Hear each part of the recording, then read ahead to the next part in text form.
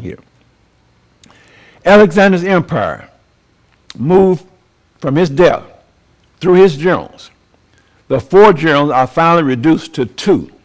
And the angel of prophecy, Gabriel, calls one of these generals, the territory which he possessed, the king of the north. The other general in his territory was called the king of the south. This is so very important. The king of the north and the king of the south as labeled by the angel of prophecy. Moving on now to verses 6. And in the end of years, they shall join themselves together, for the king's daughter of the south shall come to the king of the north to make an agreement, but she shall not retain the power of the arm, neither shall he stand nor his arm, but he shall be given up, and they that brought her, and he that begat her, and he that strengthened her in these times. Now, brothers and sisters, without history, these verses would be just told crazy. But history digs in here and show us what's actually going on. Let's go back to our screen now. First of all, let's now look at the map to show this territory. Here's a map. Up at the top, we have the territory of the king of the north. This is Syria, or the Seleucid kingdom.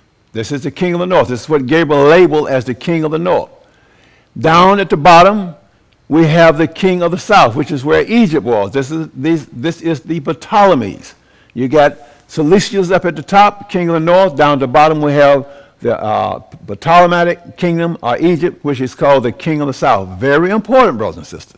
The king of the north is up in Syria. The Seleucids, the king of the south is down in Egypt. Very, very important as we continue to go, because, saints, the king of the north and the king of the south is still active.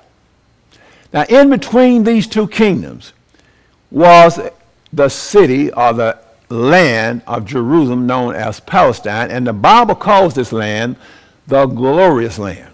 Very important. So therefore, Jerusalem, the place of God's people, the dwelling place of God's people, his chosen people, was between the king of the north geographically and the king of the south geographically. That is very important, extremely important.